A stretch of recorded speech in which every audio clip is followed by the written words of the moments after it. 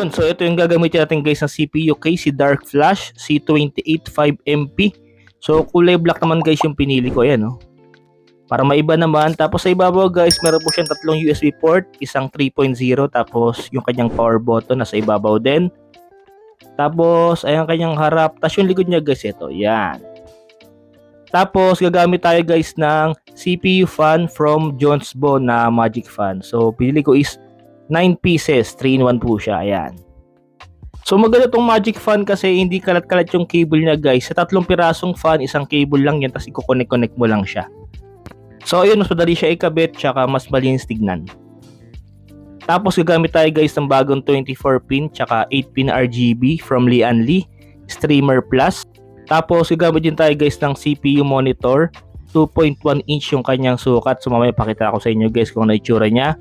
Tapos, since nasa ibabaw po yung ating power button, so bumili ako na itong parang extension niya para dyan ko na i-open yung ating CPU.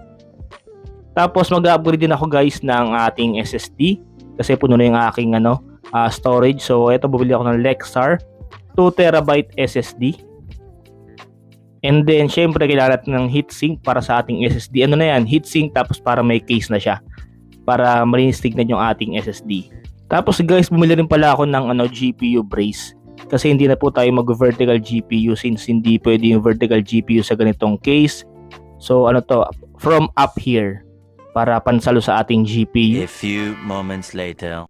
Yun, so ito na guys ang ating bagong CPU case. So nakabit ko na guys, no, yung ating mga kailangan ikabit. So yung ibang parts same lang naman ginamit ko, kagaya ng RAM, yan, GPU. So ayan yung ating Jonesbo na Magic Fan. So nakabit ko na siya guys. Tatlo sa ibabaw, sa ilalim, tapos dalawa sa gitna. And then ito naman guys yung ating Lianli na Streamer Plus. So 24-pin yan, tsaka 8-pin. Mamaya pakita ko sa inyo kung ano itsura niya pag naka-open na. Tapos ito guys yung ating yung pinaka heatsink natin, no, para sa ating SSD. Ayan, para ma-forma rin, no, tsaka may kulay. Tapos ito na guys yung ating CPU monitor na 2.1 inches. Since yung ating CPU cooler wala siyang monitor. So ayan, dinidikit lang siya guys. Tapos sa ilalim guys ay yung ating GPU bracket, no.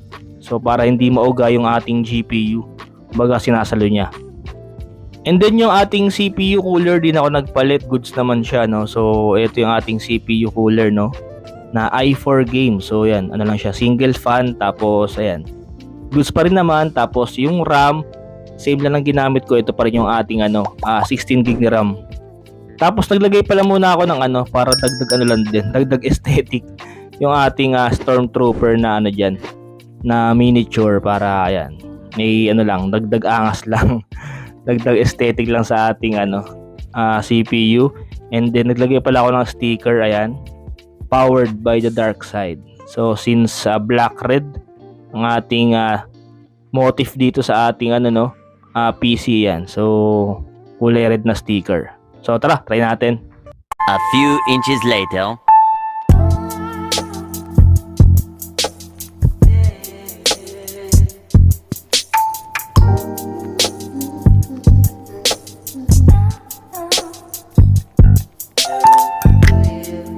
So ito na guys yung ating bagong CPU case from Dark Flash. Ang price nito guys sa may Shopee is nabili ko siya ng 2.4. So goods naman, no. This is guys, mid-tower CPU case. Tapos nagustuhan ko rito guys is kasi siyam na fan dito. Tapos available to guys sa black tsaka sa white. Tapos next guys yung ating Jonesbo Magic Fan, no. So nakabit ko guys is 8 na fan. Tapos nagustuhan ko sa kanya guys, may design pala yung pinakabilog niya. Ayan. Para siyang para siyang may black hole na effect. Kala ko kasi nung una wala, kasi doon may sticker siya. So ito, ayan, na may design pala yung pinakabilog niya. Tapos gusto ko rito, yun nga, Magic Fan siya, means hindi makalat yung mga cable. Kasi sa 3 pieces, isang cable lang siya. Idudugtong mo lang siya, kaya siya Magic Fan. Tapos bukod doon, hindi mo na siya kailangan i-reverse. Kasi di ba meron tayo tinatawag na intake tsaka sa exhaust dun sa ating fan. So di ba minsan ginagawa natin kapag magkakabit tayo ng mga fan sa ating mga CPU, nire-reverse natin, pabaliktad, para maging exhaust siya. So pangit sa ganun kasi kita yung mga wire sa likod. So mas malinis tignan yung ating mga fan. Available din to guys sa may Shopee sa halagang 1.2. 3-in-1 na yun, tatlong piraso sa 1.2. Tapos available, meron silang black and white. Next natin guys, yung ating Streamer Plus from Lianli na 24-pin RGB tsaka yung ating 8-pin na RGB, no. So sa may ano kasi guys, sa may Shopee, yung 24-pin nasa 3.5 siya, tapos yung 8-pin is nasa 2.5. So nakakita kasi ako sa marketplace, 3,000 lang, 24-pin at tsaka 8-pin, kaya yun na yung kinuha ko. Tapos gusto ko kasi ito talaga guys, yung Lianli na Streamer Plus kasi yung effect niya ang ganda. Kasi before gamit ko Jones Bull lang na 24-pin. Goods naman, kaya lang yung effects niya is parang RGB lang na common lang yung effects niya.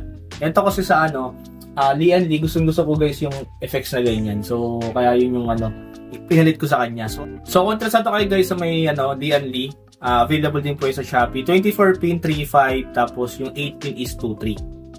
Next guys, yung ating SSD na si Lexar 2TB. So nabili ko rin po yung sa may Shopee sa halagang 4.5. So bibili ko nga sana yung Samsung na brand kasi medyo pricey.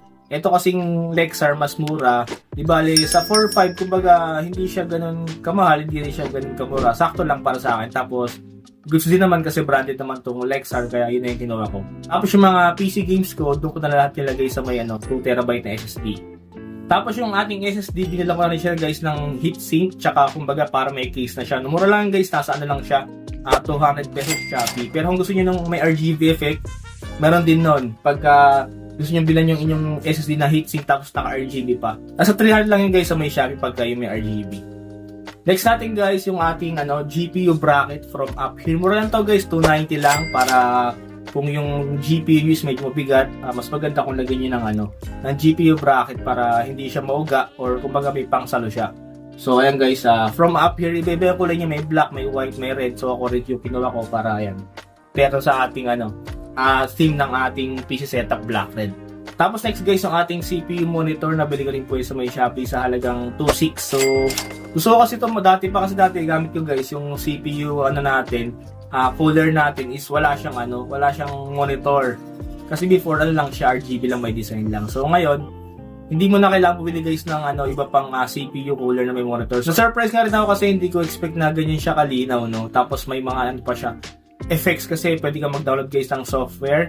Kumbaga pwede mong i-customize guys yung monitor dito, iba't ibang design, pwedeng orasan or ibang effects, tapos or pwede rin picture mo, lagay mo dyan. So ito, dinidikit lang siya guys sa inyong CPU cooler, lang siya, parang double-sided tape. Pero goods naman, madikit naman, tsaka hindi mo siya matatanggal basta-basta.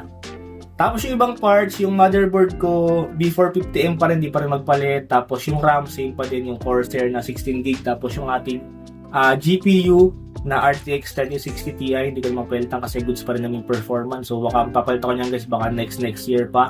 Kasi yung mga games ko rito sa ating PC, kaya mo i-handle ng ating 3060 Ti. So total guys ng ating gastos para sa ating kaunting PC upgrade is 16,890. So kung interesado kayo guys sa mga parts na to, meron po tayong link sa may description para maka-avail po kayo online. At syempre, maraming salamat sa panood mga sir. Kung di pa subscribe, please like, share, subscribe para mas marami pa tayong videos na abangan. God bless mga sir and peace.